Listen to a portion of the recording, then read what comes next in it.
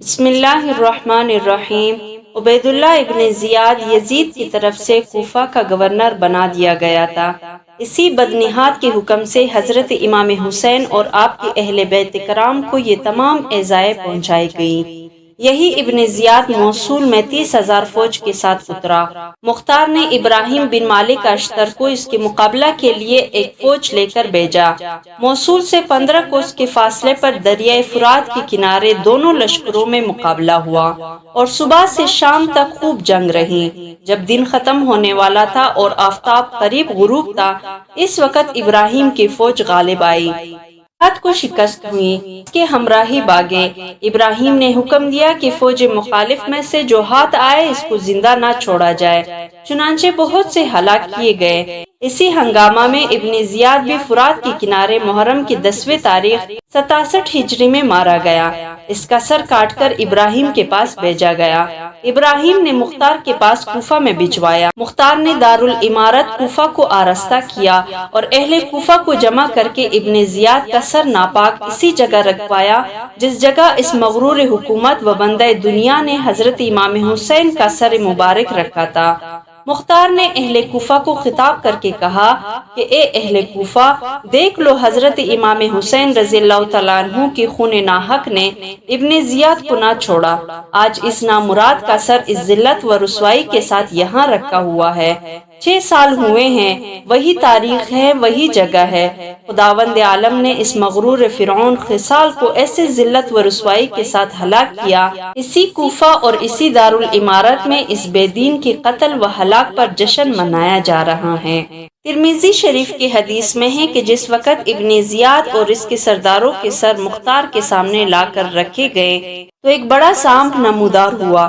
اس کے ہیبت سے لوگ ڈر گئے۔ وہ تمام سروں پر پھرا۔ جب عبید اللہ ابن زیاد کے سر کے پاس پہنچا، اس کے نتنے میں گھس گیا اور تھوڑی دیر ٹھہر کر اس کے منہ سے نکلا۔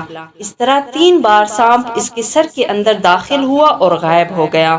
ابن زیاد ابن سعد، شمر، قیس ابن اشعث، خلی ابن یزید، سنان ابن انس نخعی، عبداللہ بن قیس، یزید بن مالک اور باقی تمام اشقیاء جو حضرت امام حسین کے قتل میں شریک تھے اور ساعی تھے، طرح طرح کی عقوبتوں سے قتل کیے گئے اور ان کی لاشیں گھوڑوں کی ٹاپوں سے پامال کرائی گئی۔ حدیث شریف میں اللہ تبارک و تعالیٰ کی طرف سے یہ وعدہ ہے کہ خون حضرت امام حسین کے بدلے 70,000 شقی مارے جائیں گے۔ وہ پورا ہوا۔ دنیا پرستاران، سیاہ باطن اور مغروران کیا امیدیں باندھ رہے تھے، اور حضرت امام حسین کی شہادت سے ان دشمنان حق کو کیسے کچھ توقعات تھی۔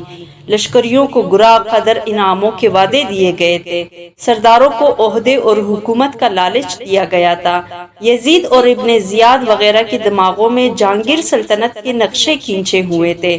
وہ سمجھتے تھے کہ فقط امام حسین کا وجود ہمارے لیے عیش دنیا سے مانع ہے، یہ نہ ہو تو تمام کرۂ زمین پر یزیدیوں کی سلطنت ہو جائے اور ہزاروں برس کے لیے ان کی حکومت کا جھنڈا گڑ جائے، مگر ظلم کے انجام اور قہر الہی کی تباہ کن بجلیوں اور درد رسیدگان اہل بیت کی جہاں برہم کن آہوں کی تاثیرات سے بے خبر تھے۔ انہیں نہیں معلوم تھا کہ خون شہداء رنگ لائے گا اور سلطنت کی پرزے اڑ جائیں گے۔ ایک ایک شخص جو قتل حضرت امام حسین میں شریک ہوا ہے، طرح طرح کی عذابوں سے ہلاک ہوگا۔ وہی فرات کا کنارہ ہوگا، وہی عاشورہ کا دن، وہی ظالموں کی قوم ہوگی اور مختار کے گھوڑے انہیں رونتے ہوں گے۔ ان کی جماعتوں کی کثرت ان کے کام نہ آئے گی۔ ان کے ہاتھ پاؤں کاٹے جائیں گے، گھر لوٹے جائیں گے، سولیاں دی جائے گی، لاشیں سڑیں گے، دنیا میں ہر شخص تف تف کرے گا۔ اس ہلاکت پر خوشی منائی جائے گی۔ معرکہ جنگ میں اگرچہ ان کی تعداد ہزاروں کی ہوگی، مگر وہ دل چھوڑ کر ہجڑوں کی طرح بھاگیں گے۔ چوہوں اور کتوں کی طرح انہیں جان بچانی مشکل ہوگی۔ جہاں پائے جائیں گے مار دیے جائیں گے۔ دنیا میں قیامت تک ان پر نفرت و ملامت کی جائے گی۔ حضرت امام حسین کی شہادت حمایت حق کے لیے ہیں، اسراء کی تمام تکلیفیں عزت ہیں، اور پھر وہ بھی اس شان کے ساتھ کہ اس خاندان عالی کا بچہ بچہ شیر بن کر میدان میں آیا۔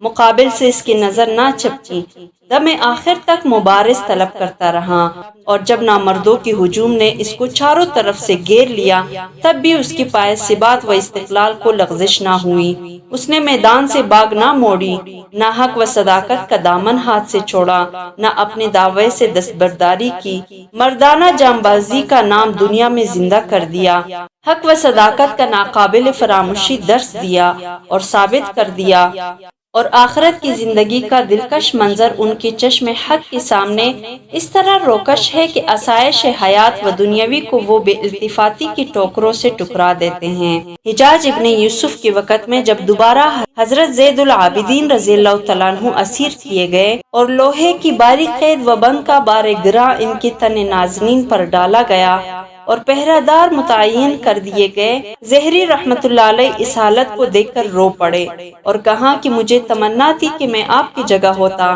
کہ آپ پر یہ بار مصائب دل پر گوارا نہیں ہے۔ اس پر امام زین العابدین رضی اللہ تعالیٰ عنہ نے فرمایا کہ کیا تجھے یہ گمان ہے کہ اس قید و بندش میں مجھے کرب و بے چینی ہے؟ حقیقت یہ ہے کہ اگر میں چاہوں تو اس میں سے کچھ بھی نہ رہے، مگر اس میں اجر ہے و تذکر ہے اور عذاب الہی کی یاد ہے۔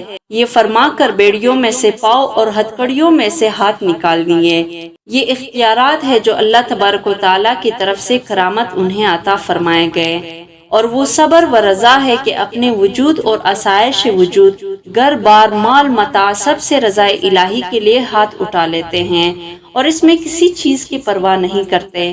اللہ تعالیٰ ان کی ظاہری و باطنی برکات سے مسلمانوں کو مطمئن اور فیضیاب فرمائے، اور ان کے اخلاص مندانہ قربانیوں کی برکت سے اسلام کو ہمیشہ مظفر و منصور رکھے۔ آمین ثم آمین۔